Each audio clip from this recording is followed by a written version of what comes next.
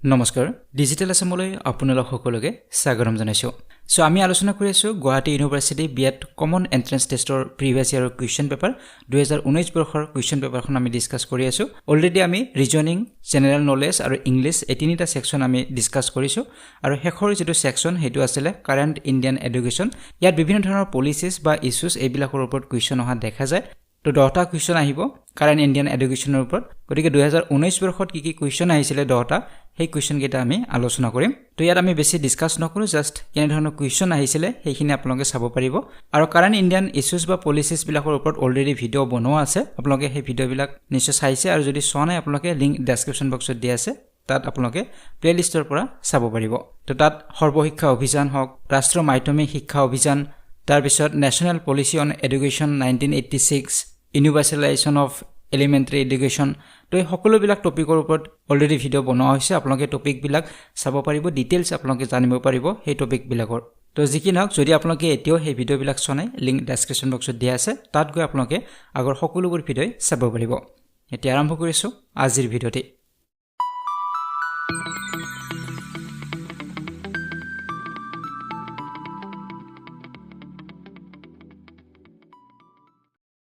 প্ৰথম প্ৰশ্নটো হৈছে the UGC in our country was established under the Act of Parliament on the recommendation of তো ইয়াতে হুদিছে UGC ৰ কথা হুদিছে UGC ৰ কথা আপোনালোকে নিশ্চয় জানে ইউনিভাৰ্সিটি গ্ৰান্টছ কমিশন বুলি কোৱা হয় সো 1956 ৰ ইয়াক গঠন কৰা হৈছিল UGC এখন এক্টৰ জৰিয়তে UGC Act 1956 বুলি কোৱা হয় গতিকে ইয়াত প্ৰশ্নত হুদিছে যে UGC Act of Parliament ৰ জৰিয়তে এষ্টাবলিশ কৰা হৈছে আৰু কোনখন কমিশনৰ ৰেকমেন্ডেশনত বা পৰামৰ্শ মতে UGC গঠন কৰা হৈছিল হেতু হল প্ৰশ্ন সো আপোনালোকে সকলোৱে জানে UGC ৰ কথা মহাবিদ্যালয়সমূহ সকলোবিলাক UGC ৰ গাইডলাইন মতেই চলে এক্সাম বিলাকো UGC গাইডলাইন মতে হয় গতিকে ইয়াৰ উত্তৰ হ'ব option number B the university education commission so university education commission গঠন কৰা হৈছিল আৰু সেই কমিশনে ৰেকমেন্ড কৰিছিল যে UGC গঠন কৰিব লাগিব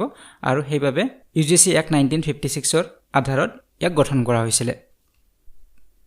এটা ইছু কোৱেশ্চন নম্বৰ 2 লৈকে planning commission of India was established in যে পৰিকল্পনা আয়োগ কেতিয়া গঠন কৰা হৈছিল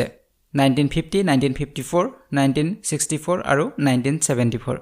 তো ইয়াৰ উত্তৰটো হ'ব অপচন নম্বৰ এ 1950 গতিকে 1950 চনত প্লেনিং কমিশন গঠন কৰা হৈছিল কিন্তু বৰ্তমান প্লেনিং কমিশন বুলি কোৱা নহয় নামটো সলনি কৰা হৈছে আৰু এটা নীতি আয়োগ বুলি আমি জানো এটা ইছু কোৱেশ্চন নম্বৰ 3 লৈকে Sarva Shiksha Abhiyan is an Indian government program aimed at the universalization of elementary education is the সেটা হুদিছে যে সৰ্বশিক্ষা অভিযানৰ কথা হুদিছে তো সৰ্বশিক্ষা অভিযানৰ ওপৰত অলৰেডি এটা ভিডিও বনোৱা হৈছে সেই ভিডিওটি আপোনালোকে চাব আৰু বহুত বেছি ডিটেইলছ জানিব পাৰিব গতিকে আমি ইয়াত বেছি ডিসকাস নকৰো গতিকে সৰ্বশিক্ষা অভিযান গভৰ্ণমেণ্টে এটো এটা গভৰ্ণমেণ্টৰে প্ৰগ্ৰাম হয় গভৰ্ণমেণ্টৰ এটা আঁচনি বুলি আমি ক'ব পাৰো গতিকে ইয়াৰ বিভিন্ন উদ্দেশ্য আছে তাৰ ভিতৰত মূল যেটো উদ্দেশ্য হেতু হৈছে ইউনিভাৰ্সেলাইজেশ্যন অফ এলিমেন্টাৰী এডুকেশ্যন যে প্ৰাথমিক যেটো শিক্ষা হেতু সাৰ্বজনীনকৰণ কৰা যাতে সকলো ল'ৰা ছোৱালীয়ে প্ৰাথমিক শিক্ষা লাভ কৰিব পাৰে তাৰ বাবে সৰ্বশিক্ষা অভিযান আৰম্ভ কৰা হৈছিল গতিকে আমাৰ সংবিধানৰ কোনখন এমেন্ডমেন্টৰ জৰিয়তে এই প্ৰগ্ৰামটো ভাৰত চৰকাৰে আৰম্ভ কৰিছিল কোনটো এমেন্ডমেন্টৰ জৰিয়তে সৰ্বশিক্ষা অভিযানৰ আঁচনিখন অনা হৈছিল এটো হল প্ৰশ্ন গতিকে ইয়াৰ উত্তৰটো হ'ব option number C 86th amendment to the constitution of India গতিকে ভাৰতীয় সংবিধানৰ 86th যেটো সংশোধনী আছিল তাৰ জৰিয়তে সৰ্বশিক্ষা অভিযান আৰম্ভ কৰা হৈছিল এটা ইছু কোৱেশ্চন নম্বৰ 4 লৈকে what is the full form of MHRD তো MHRD ৰ ফুল ফৰ্ম কি তো ইয়াৰ উত্তৰটো হ'ব অপচন নম্বৰ বি হ'ব ministry of human resource development এটা ইছু কোৱেশ্চন নম্বৰ 5 লৈকে The Constitution embodies the principles on which the national system of education is conceived of was stated by. তো ইয়াতে এটা কোড দিয়া হৈছে আৰু ইয়াতে কোৱা হৈছে যে ন্যাশনাল সিস্টেম অফ এডুকেশ্যন আমাৰ ভাৰতবৰ্ষৰ যে ন্যাশনাল সিস্টেম আছে এডুকেশ্যনৰ ক্ষেত্ৰত তো এই ন্যাশনাল সিস্টেমটোৰ কিছুমান প্ৰিন্সিপলৰ ওপৰত ইয়াক বনোৱা হৈছে আৰু এই যিমান বিলাক নীতিৰ ওপৰত বনোৱা হৈছে ইণ্ডিয়ান কনষ্টিটিউচন বা ভাৰতীয় সংবিধানে এইবিলাক গ্ৰহণ কৰিছে গতিকে এই কথাখিনি যিখিনি কথা ইয়াতে কোড কৰি দিয়া হৈছে এই কথাখিনি কোড উল্লেখ কৰা আছে বা কোড বৰ্ণনা কৰা আছে university education commission Kothari education commission national policy on education 1986 আৰু draft national education on policy 2019 তো ইয়াৰ উত্তৰটো হ'ব option number C national policy on education 1986 so national policy on education 1986 বা এনইপি 1986 বুলি অলৰেডি এটা ভিডিও বনোৱা হৈছে গতিকে সেইখিনি আপোনালোকে চাব আৰু বহুত তথ্য তাত জানিব পাৰিব এটা ইছু কোৱেশ্চন নম্বৰ 6 লৈকে ৰাইট টু এডুকেশ্যন এক্ট বা আৰটিই is an act of the Parliament of India enacted on তো ইয়াতে হুদিছে যে ৰাইট টু এডুকেশ্যন এক্ট বা আৰটিই পাৰ্লিয়ামেন্টৰ দ্বাৰা গৃহীত কৰা হৈছিল তো কেতিয়া কৰা হৈছিল হেতু হল প্ৰশ্ন 4 আগষ্ট 2009 4 সেপ্টেম্বৰ 2009 4 অক্টোবৰ 2009 and 4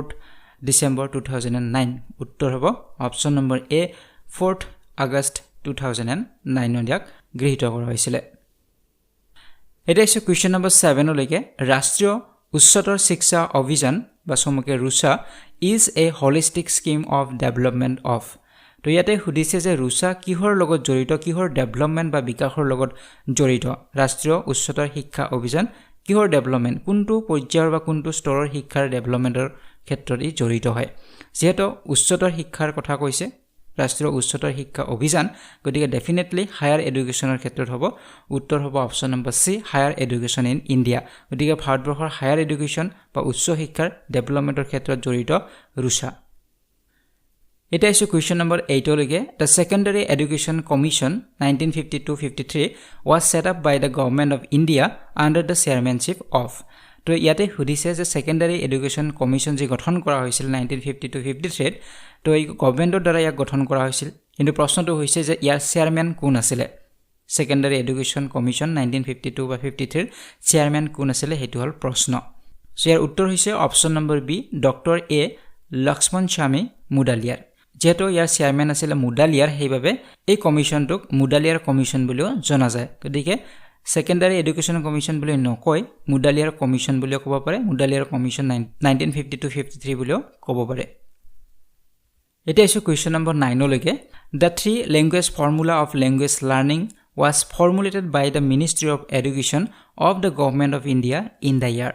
তো প্ৰশ্নটো হুদিছে যে ভাৰতবৰ্ষত ল্যাঙ্গুৱেজ লাৰ্নিংৰ ক্ষেত্ৰত ভাষা শিক্ষাৰ ক্ষেত্ৰত থ্ৰী ল্যাঙ্গুৱেজ ফৰ্মুলা চলে ত্ৰিভাষিক সূত্ৰ বুলি কোৱা হয় অসমীয়াত গতিকে ইয়াক মিনিষ্ট্ৰি অফ এডুকেশ্যনৰ দ্বাৰা ইয়াক ফৰ্মুলেট কৰা হৈছিল গঠন কৰা হৈছিল এই থ্ৰী ল্যাঙ্গুৱেজ ফৰ্মুলাটো সো প্ৰশ্নটো হুদিছে যে কেতিয়া ইয়াক ফৰ্মুলেট কৰা হৈছিল কিমান চনত তো ইয়াৰ উত্তৰটো হ'ব অপচন নম্বৰ সি 1968 হ'ব তো থ্ৰী ল্যাঙ্গুৱেজ ফৰ্মুলা মানে আপোনালোকে নিশ্চয় জানে ত্ৰিভাষিক সূত্ৰ বুলি কোৱা হয় যে আমাৰ বিদ্যালয়ত তিনিটা ভাষাৰ শিক্ষা দিয়া হয় যেনে আমাৰ অসমৰ কথা ক'লে অসমীয়া ভাষা হিন্দী আৰু ইংৰাজী এই তিনিটা ভাষাৰ শিক্ষা আমি পাওঁ গতিকে ইয়াক থ্ৰী ল্যাঙ্গুৱেজ ফৰ্মুলা বুলি কোৱা হয় প্ৰতিখন ষ্টেটতে ভাৰতবৰ্ষৰ প্ৰতিখন ষ্টেটতে তিনিটা ভাষা শিকাবই লাগিব তেনে ধৰণৰ এইটো এটা ফৰ্মুলা থ্ৰী ল্যাঙ্গুৱেজ ফৰ্মুলা বুলি কোৱা হয় প্ৰথমটো মাতৃভাষা হ'ব আমাৰ অসমৰ ক্ষেত্ৰত অসমীয়া হ'ব বেলেগ বেলেগ ষ্টেটৰ ক্ষেত্ৰত বেলেগ বেলেগ হ'ব মাতৃভাষাবিলাক আৰু দ্বিতীয় ভাষাটো হিন্দী বা ইংৰাজী যিকোনো হ'ব পাৰে আৰু যিবিলাক হিন্দীভাষী ৰাজ্য আছে হিন্দীভাষী ৰাজ্যবিলাকত প্ৰথম যেটো ভাষা ফাৰ্স্ট ল্যাঙ্গুৱেজটো তেওঁলোকৰ হিন্দীয়ে হ'ব আৰু সেকেন্ডটো হয়তো ইংৰাজী হ'ব পাৰে আৰু তাৰ লগত আৰু এটা ভাষা তাত থাকিব গতিকে তিনিটা ভাষা থাকিব লাগিব হেতু হল থ্ৰী ল্যাঙ্গুৱেজ ফৰ্মুলা বুলি কোৱা হয় 1968 ত গভৰ্ণমেণ্টৰ দ্বাৰা ইয়াক ফৰ্মুলেট কৰা হৈছিল মিনিষ্ট্ৰি অফ এডুকেশ্যনৰ দ্বাৰা ইয়াক ফৰ্মুলেট কৰা হৈছিল তো এতিয়া আইছো আজি ভিডিঅ'তে শেষৰটি প্ৰশ্ন কোৱেশ্চন নম্বৰ 10 লৈকে The National Policy on Education 1986 was promulgated by the government under. So ইয়াতে হুদিছে যে National Policy on Education 1986 যি সময়ত ইয়াক প্ৰচাৰ কৰা হৈছিল বা ইয়াক কাৰ্যকৰী কৰা হৈছিল সেই সময়ত এট কোন গভৰ্ণমেণ্ট আছিল